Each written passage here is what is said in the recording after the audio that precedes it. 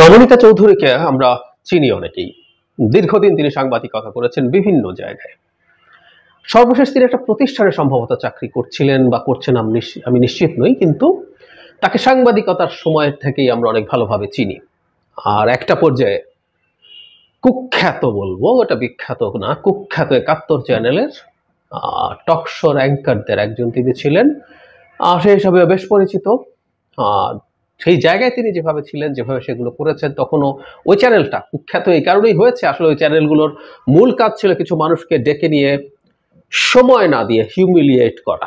এই ছিল তাদের প্রধান কাজ। আওয়ামী লীগের বিরুদ্ধে ন্যারেটিভকে বিট করা, মানে আওয়ামী লীগের যে ন্যারেটিভ সেটাকে বিট করা আদৌ কোনো কঠিন ব্যাপার না। এত গ্রস ডাকাতি, বিভৎস সব অপরাধ তারা করেছে, খুব ইজিলি সেগুলোকে ধ্বংস করে দেওয়া যায়। কিন্তু ওই চ্যানেলটা যেটা করতো, মূলত তারা রীতিমতো চেপে ধরে তাদের একটা এজেন্ডা নিয়ে নেমে, এবং একটা টকশোর অ্যাঙ্কার মূলত একজন রেফারি হওয়ার কথা, কিন্তু তিনি খেলতে নেমে যেতেন সরকার পক্ষের লোকজনের সাথে একসাথে। সুতরাং এগুলো আসলে চ্যানেল ছিল না, এবং সেই চ্যানেলের একজন তথাকথিত সাংবাদিক ছিলেন নবনীতা চৌধুরী। পরবর্তীতে তিনি মতামত দেওয়া শুরু করেন। ইনফ্যাক্ট তাকে নিয়ে আজকে কথা বলার উদ্দেশ্য হচ্ছে, তার একটা ভিডিও নিয়ে অনেকে আলোচনা করছে, সেই সূত্রে আমি তার আরও দু একটা ভিডিও একটু দেখার চেষ্টা করলাম, এবং আমি খুশি হলাম নবনীতা চৌধুরীকে এই ধরনের কথা বলতে দেখে। আমি তাকে স্বাগত জানাচ্ছি। তিনি আসুন, তার মতো আরও অনেক নবনীতা চৌধুরী মাঠে নামুক। এটা আমাদের জন্য ভালো হবে। আমরা কারা? আমরা যারা শেখ হাসিনার পতন এবং পালিয়ে যাওয়ার জন্য কাজ করার চেষ্টা করেছি, এবং তার পতন এবং পালিয়ে যাওয়ায় সেলিব্রেট করেছি, তাদের জন্য একটা অসাধারণ ব্যাপার। রাষ্ট্রের কল্যাণের জন্য নবনীতা চৌধুরীদের মাঠে নামা দরকার। এরকম মাঠে আরো দু একজন নামছেন। আমি গতকাল শেখ হাসিনা হরতাল আহ্বান সম্পর্কে আরেকজনের কথা নাম না বলেই বলেছিলাম, এরকম আসছে, আরো আসুক, আমরা এটাকে ওয়েলকাম করি।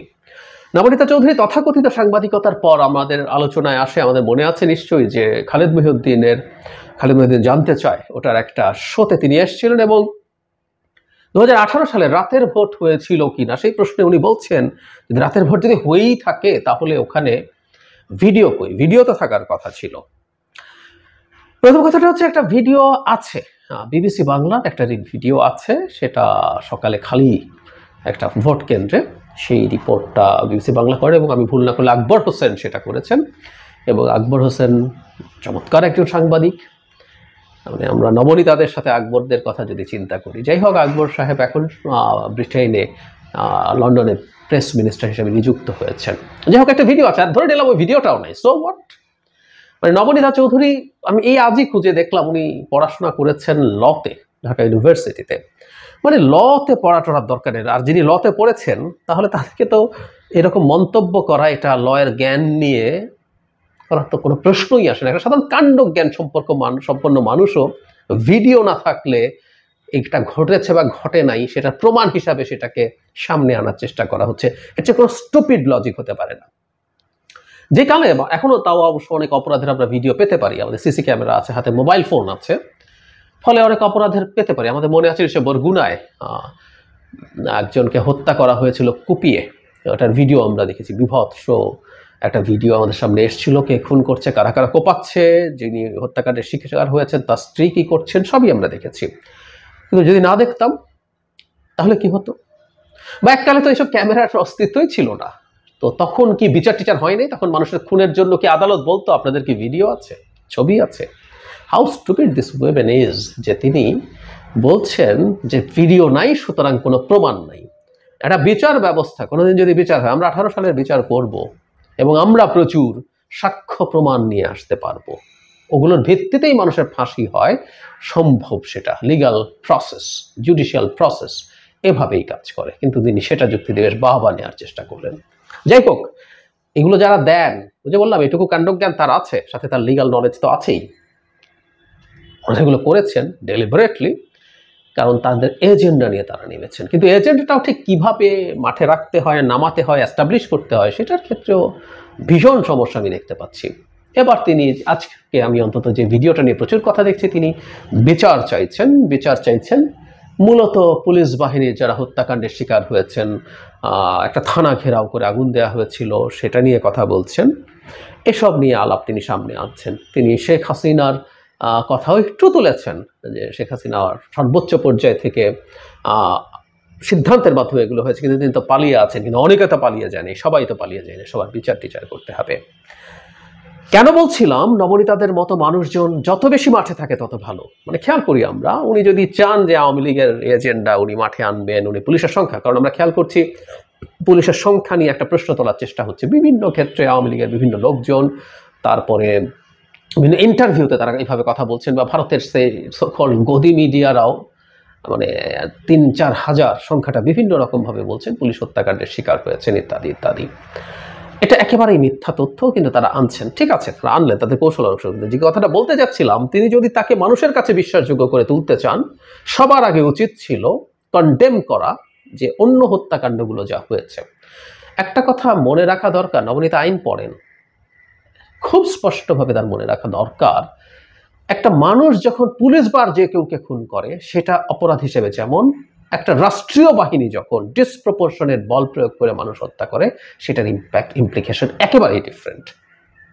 উনি বুঝেও না বোঝার ভান করেন, কারণ উনি এভাবেই তাকে করতে বলা হয়েছে। প্রচুর ভিডিও আছে, তো এই কয়েকদিন আগে যাত্রাবাড়ির একটা ভিডিও পাবলিশড হলো, এটা এত ডিস্টার্বিং, আমি কয়েক সেকেন্ড দেখে আর থাকতে পারিনি। আমি অনেকেই দেখেছি, আমি পারি না, আমি আই ক্যান টেক দিস। মানে এই অভ্যুত্থানের সময় যেসব বিভৎসতার দৃশ্য আমাদের সামনে আসছে বেশিরভাগই আমি আসলে দেখতে পারিনি, এটা নেওয়া যায় না, নিতে পারিনি। তো উনি তো ওগুলোকে একটু কন্ডেম করতে পারতেন। পুলিশ যেগুলি করছে এর মধ্যে আমার ওই শেখ হাসিনা তত্ত্ব, ভিড়ের মধ্যে থেকে অমুকে গুলি করেছে, তমুকে গুলি করেছে, এগুলো বলা ঠিক আছে। পুলিশের পোশাক পরে, আমি তাত্ত্বিক ওগুলো সরিয়ে যদি রেখে, পুলিশের পোশাক পরে গুলি করার দৃশ্য কতগুলো আছে। বিচার তো চাইতে পারতেন, চেটে যাবতীয় বিচারের সাথে পুলিশের বিচার মিশিয়ে টিশিয়ে দিলেও কিছুটা ক্রেডিবল হওয়ার সম্ভাবনা ছিল। এগুলো হলো কোনো না কোনোভাবে এক ধরনের যুক্তি বা প্রমাণ। এরপরও আমরা তাকে বিশ্বাস করতাম কিনা সেটা ডিফারেন্ট আলোচনা, কিন্তু কিভাবে আপনি আপনার ন্যারেটিভ তৈরি করবেন, আপনার যে হিডেন এজেন্ডা আছে সেটা এস্টাবলিশ করবেন, সেটার একটা লিস্ট প্রসেস আছে। কিন্তু এরা এগুলো পারে না। এগুলো পারে না কেন? মানে আপনার মাথায় বা কতটুকু ঘটে, কতটুকু বুদ্ধি বা ঘিলু আছে, তার চাইতে জরুরি কথা, এদের পুরো গ্রুমিং এর একটা দীর্ঘ সময় হয়েছে আসলে শেখ হাসিনার সময়কার এই বিভৎস স্বৈরাচারী মাফিয়া রেজিমের সময়। এবং আমি বহুবার বলেছি যে এটা মাফিয়া রেজিম, কিন্তু সে কতগুলো ফ্যাসিস্ট টুল ব্যবহার করেছে। এর মধ্যে একটা ছিল এই যে মতকে, বয়ানকে অপ্রেস করা, তারা মানুষকে ঘাট ধরে থামিয়ে, তারা কোনোদিন ডিবেটে যেটা এইটা এনশিওর করতে চায় না, তারা চেয়েছে ঘাট ধরে চাপিয়ে নিজের কথাগুলো বলে যাও, যৌক্তিক শোনাকার অযৌক্তিক শোনা, ফলে এটা তাদের সাবকনশিয়াসলি তারা প্রোগ্রামড হয়ে গেছে, তাদের ব্রেইন এভাবে প্রোগ্রাম, তারা এভাবেই কথা বলবেন, এটাই নিয়ম। বেশ কিছু আগে একাত্তর টিভিতে একজন সায়েন্টিস্টকে এনে বেগুনের ক্রাইসিস নিয়ে 2-3 জন অ্যাঙ্কার যা করলেন, আমি তখন একটা ভিডিও করেছিলাম। আমি বলতে চেয়েছি যে তারা অন্তর্গতভাবে তাদের মধ্যে ফ্যাসিস্ট টেন্ডেন্সি ঢুকে গেছে, ফলে কে ক্ষতিকর তার জন্য ক্ষতিকর না সেটা বুঝতে পারে না, সে ওভাবেই বিহেভ করতে থাকে। সো নবনীত তারা যখন এই সরকারকে বিপদে ফেলতে চান, সমালোচনা করতে চান, প্রশ্নের মুখে আনতে চান, তখনও আসলে ঠিক কিভাবে করলে সেটা যৌক্তিক হবে, সঠিক হবে, সেটা আর বুঝে উঠতে পারেন না। সেই তৃতীয় শ্রেণীর প্রোপাগ্যান্ডা শেখ হাসিনার সামনে যেভাবে কথা বলতেন, শেখ হাসিনার সামনে যারা সোকল সাংবাদিকতা করতেন, সেটাই তাদের ভেতরে ঢুকে গেছে এবং তারা ওভাবেই অন্তর্গতভাবে প্রোগ্রামড হয়ে গেছেন। তার মতো মানুষ যত আসবে আমি মনে করি ভালো হবে, কারণ এই নবনীতাদের কথা এই দেশের মানুষ ঘৃণা ভরে প্রত্যাখ্যান করবে, ঘৃণা ভরে, এবং যতবার বলবেন আমাদের এই ঘৃণার বোধ তত বেশি আসলে আমাদের সামনে আসবে। প্রায় বলি যে শেখ হাসিনা যখন কথা বলেন, এখন তার হয়ে যখন এই যে নবনীতারা কথা বলেন মাঠে এসে, সেটা in any consideration there are some other people, নামটা আমার বলছি না, এগুলো মানুষের ঘৃণার অনুভূতিটাকে আরো বাড়িয়ে দেবে, সিরিয়াসলি বাড়িয়ে দেবে। তারা হয়তো এটা এই কারণে করছেন, তাদের এই কথা বলাগুলো আওয়ামী লীগের মাঠ পর্যায়ে যেসব লোকজন আছে তাদের সামনে কিছুটা আশার আলো দেখানো, যে আওয়ামী লীগ আর্টিস্ট নড়ে চড়ে বসছে, ভবিষ্যতে আওয়ামী লীগ এটা করবে, ওটা করবে, ট্রাম্প আসছে 20 তারিখে, ওটা সেটা করে ফেলবে, নানান কিছু, এই ধরনের একটা চিন্তা হয়তো তাদের জায়গা থেকে আছে, সেই কারণেই হয়তো তারা করছেন। কিন্তু আমি আবারও বলছি, we are happy with this. Nabanita, আপনি আরও চালিয়ে যান, আরও 2-4 জন সাঙ্গপাঙ্গ নিয়ে আসুন, সবাইকে যার যার অবস্থান থেকে, যে ফানটা আমরা ইদানিং করছি বর্গীয় আকার দিয়ে লেখা, যার যার অবস্থান থেকে এভাবে ভয়েস রেজ করুন, আমরা দেখি আপনারা কি করতে পারেন।